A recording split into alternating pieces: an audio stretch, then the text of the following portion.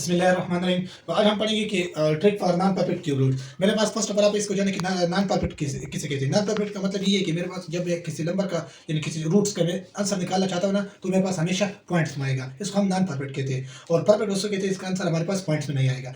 तो अभी मेरे पास है कि नॉन परफेक्ट क्यूब रूट्स। इससे पहले आप क्यूब्स को याद करें, यानी क्यूब्स का जो ना अब 1 से लेकर 15 तक, ये मैंने आप लोगों को हर वीडियो में बताता हूँ कि 1 से लेकर और 15 तक इसके क्यूब्स भी आप याद करो, स्क्वायर भी याद करें, क्योंकि बहुत ज़्यादा लाजमी है। आपका जितने भी एग्जाम वाइज आपके क्वेश्चन आएगा ना, वो आप लोगों को इस 1 से लेकर 15 इसके बिटवीन अंदर आएगा। इससे ज़्यादा बहुत कम केसेस है कि उसमें एमसीक्यूज आ जाए या कोई किसी में कोई क्वेश्चन वगैरह आ जाए। तो मेजॉरिटी क्वेश्चन जो है 1 से 15 तक इसका क्यूब, इसमें सारा क्वेश्चन आपका हल हो सकता है। मेरे पास देखो 1 का क्यूब जो है ना, मेरे पास क्या है 1 होगा। और इस तरह मेरे पास 2 का क्यूब 8 है, 3 का क्यूब जो है ना 27 है, एंड सो ऑन। 9 का क्यूब मेरे पास 729 हो गया। इस तरह 10 का क्यूब जो है ना मेरे पास 100,000 हो गया। अभी देखो 14 का क्यूब है 27 44 है, और इस तरह 15 का क्यूब जो है ना 3375 है। मेरे पास एक क्वेश्चन है। क्वेश्चन से पहले मैं इस फार्मूले का आप लोगों के साथ डिस्कस करना चाहता हूँ। देखो फार्मूले ऐसे ना, आप लोग इस फार्मूले को इसको याद करें, यानी a cube plus minus b divide by 2 और a स्क्वायर है। यानी इधर जो है ना क्यूब है, इसको इधर में फिर उसका स्क्वायर ले लूंगा और 3 के साथ मल्टीप्लाई करूंगा। इस फार्मूले के इधर क्वेश्चन में अभी अप्लाई करूंगा। देखो मेरे पास जो है 10 का क्यूब, यानी 10 का क्यूब रूट में नहीं निकाल सकता ना, तो इसको मैं कैसे करूंगा, इस फार्मूले की बेस में इसको कन्वर्ट करूंगा। फर्स्ट ऑफ ऑल मुझे पता है, देखो 10 के नजदीक आप परफेक्ट क्यूब रूट देखें। परफेक्ट क्यूब 10 के नजदीक मेरे पास है, एक है 27 वाला है और दूसरा 8 है। तो 27 और 8 में 10 के नजदीक कौन सा है, यानी ये तो नजदीक है और ये इससे दूर है। तो मैं इस 27 को खत्म कर दूंगा और जो 8 है ना इसको मैं ले लूंगा।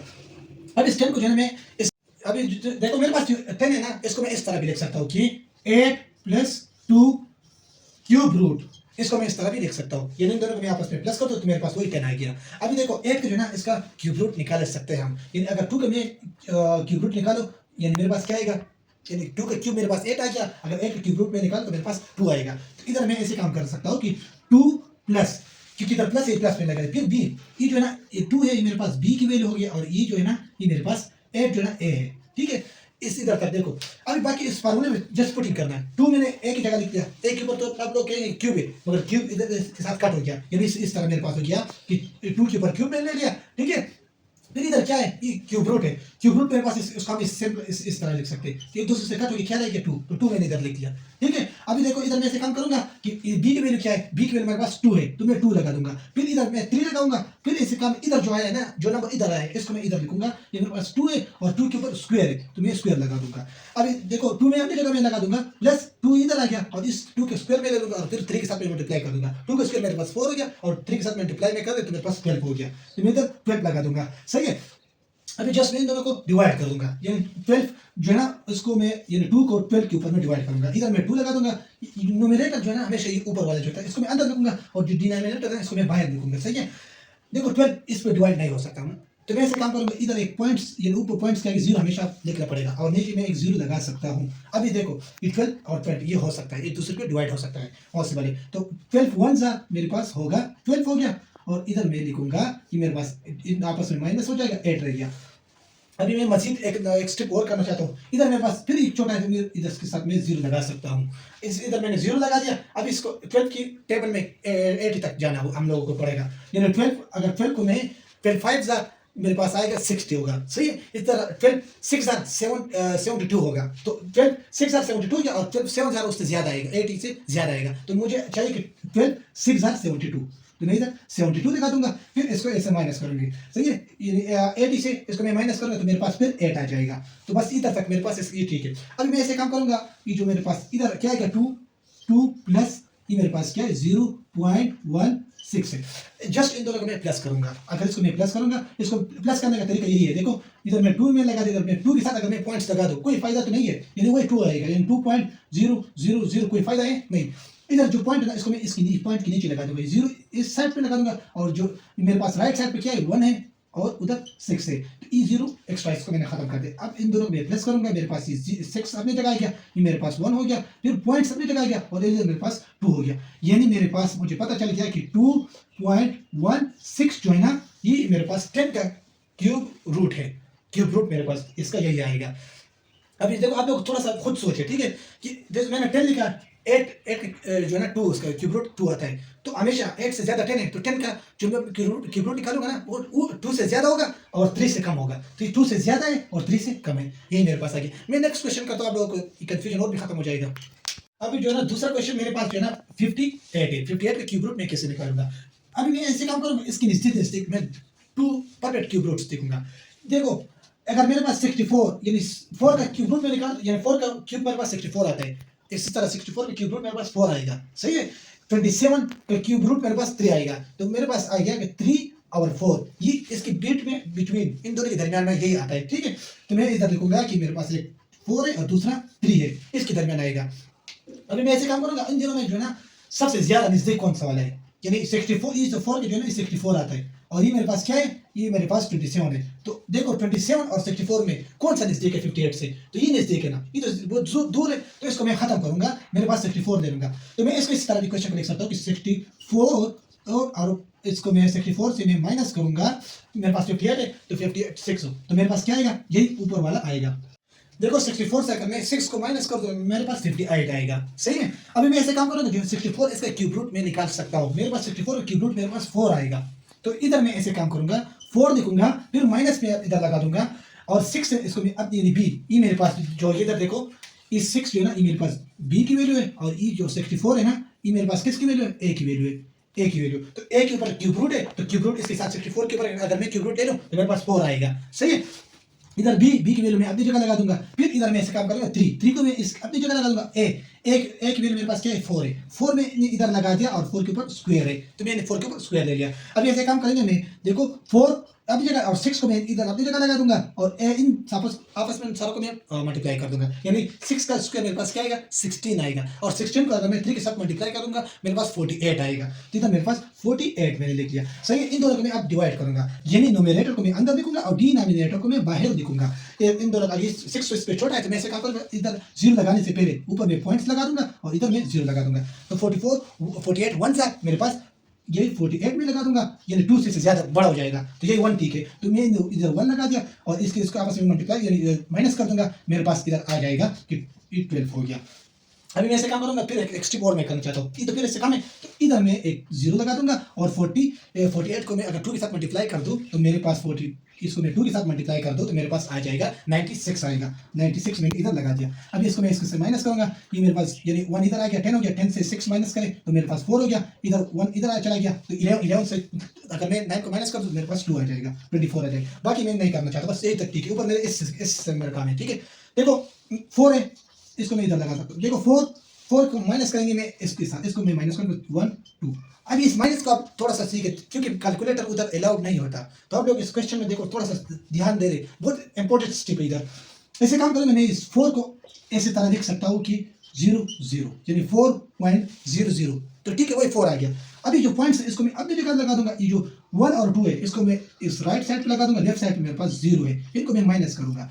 देखो ये 2 तो 0 से बड़ा है, तो मैं ऐसे काम करूंगा, इससे मैं एक नंबर ले लूंगा, अगर इससे मैंने एक ले लिया तो मेरे पास 10 हो जाएगा, ठीक है। कैरी हो गया, इधर कैरी हो गया तो 10 हो गया, तो 10 से 2 में माइनस करूंगा तो मेरे पास 8 रह जाएगा, यानी मेरे पास 10 हो गया। तो 10 से अगर मैं 2 को माइनस करूँ तो मेरे पास 8 हो जाएगा, सही है। और ये बिट जो इसके अंदर एक नंबर रह गया ना, ये अगर 0 रह गया, इसके ऊपर अगर तूने नंबर ले गया ऊपर से, तो ये मेरे पास आ जाएगा 9 होगा हमेशा के लिए, सही है। 9 से अगर मैं इसको माइनस करूँ तो मेरे पास 8 रह जाएगा। पॉइंट्स अपनी जगह लगा दी, मेरे पास इधर 1 चला गया तो 3 रह गया, तो 3 में इधर लगा दूंगा। मेरे पास इसका फाइनली आंसर इसका आ गया कि 3.88, ये इसका आंसर अप्रोक्सीमेटली इतना बनता है, सही है। ये मेरे इसके पास आंसर आ गया। देखो 58 का आंसर 3.88, आपको पता है कि 27 यानी 27 में क्यूब क्या आएगा, वो मेरे पास 3 आता है, तो 64 में क्या आएगा, वो मेरे पास 4 आएगा। तो इससे मुझे पता चल गया कि ये 3 से ज़्यादा बड़ा होगा और 4 से कम होगा, तो 3 से ज़्यादा हो गया यानी 3.88, यानी 3 से ज़्यादा हो गया और 4 से कम है। अभी मैं यानी 100 प्लस एक 2-3 क्वेश्चन लेता हूँ, फिर आप खुद 2-3 क्वेश्चन खुद करें, तो इंशाल्लाह आप लोगों को और भी कन्फ्यूजन खत्म हो जाएगा। अभी जो दूसरा क्वेश्चन मेरे पास है कि 520 यानी इसका क्यूब रूट मैं कैसे निकालूंगा। फर्स्ट ऑफ ऑल आप लोगों को देखो ऐसे काम करो, इसके साथ देखो 520 जो है ना किस किसके बिटवीन आ जाता है। देखो 7 443 आएगा, और 5 जो 8 है ना 512 है, यानी मेरे पास एक है 512 है और दूसरा जो है ना 3 43। इन दोनों में कौन सा नजदीक है? ये ऊपर वाला नजदीक है ना, इसको मैं ले लूंगा और ये नीचे वाला तो दूर है, इसको मैं खत्म करूंगा। और ये किसका? 8 का क्यूब अगर मैं ले लूँ तो मेरे पास 512 आएगा। अभी देखो मैं इसको इस तरह लिख सकता हूँ कि मेरे पास होगा कि 512 हो गया, प्लस इसके साथ अगर मैं 8 लगा दूँ तो मेरे पास 520 आएगा। ये ऊपर वाला खुद ही आ गया, सही है। इधर इसका तो क्यूब रूट निकाल सकते हैं, तो मेरे पास क्या आएगा? 8 हो जाएगा, सही है। फिर इसे काम करेंगे, प्लस 8 मैंने अपनी जगह लगा दिया, फिर इधर मैं 3 लगा दूंगा। इस 8 को जो है ना इधर मैं इसको लगाऊंगा, उसके ऊपर स्क्वायर ले लूंगा, सही है। अभी इस 8 को मैं इधर लगा दूंगा, प्लस इस 8 इसको मैं अपनी जगह लगा दूंगा। इसको मैं मल्टीप्लाई यानी 8 स्क्वायर मेरे पास 64 आ जाएगा। यानी 64 को ऐसे काम करूंगा मैं, क्या 3 के साथ में मल्टीप्लाई करूंगा, यानी 64 को मैं 3 के साथ मल्टीप्लाई करूंगा। और इस देखो 3 3 4 का 12 आएगा, 1 कैरी हो गया। अभी 3 6 18 हो गया और 190, यानी मेरे पास 192 आएगा। 192 मैंने इधर लगा दिया। अभी इसके साथ जो है 192 इसको मैं ऐसे काम करूंगा, 8 पे इसको डिवाइड करूंगा। यानी हमेशा मेरे पास ये जो नोमिनेटर है इसको मैं अंदर लिखूंगा और डिनोमिनेटर में बाहर लिखूंगा। मेरे पास होगा 192 हो गया। इसको इसके साथ मल्टीप्लाई करना है, मेरे पास तो हमेशा कि आपको पता है कि ये तो छोटा है ये बड़ा है, तो ऊपर मैं पॉइंट्स लगा दूंगा, यानी 0 पॉइंट्स। इधर मैंने पॉइंट्स लगा दिया, तो फिर भी छोटा है। अगर दूसरा 0 मैं लगाना चाहता हूँ ना, तो ऊपर मैं एक 0 खामा लगाऊंगा। एक 0 मैंने लगा दिया, इधर भी मैंने एक 0 लगा दिया। अभी 800 है, 800 को मैं ऐसे काम करूंगा कि 192 को अगर 192 को मैं 4 के साथ मल्टीप्लाई कर दूँ तो मेरे पास क्या आएगा? 4 के साथ मैं मल्टीप्लाई करूंगा, यानी 4 के साथ इसको मल्टीप्लाई करूंगा, 8 हो गया। ये मेरे पास हो गया 36, 3 कैरी हो गया, फिर ये हो गया 4 5 6 7, मेरे पास 7 हो गया। ये इतना मतलब इसके नजदीक आंसर आ जाएगा 768। इधर मेरे पास 4 के साथ मैंने इसको मल्टीप्लाई कर दिया तो 768 इसका आएगा।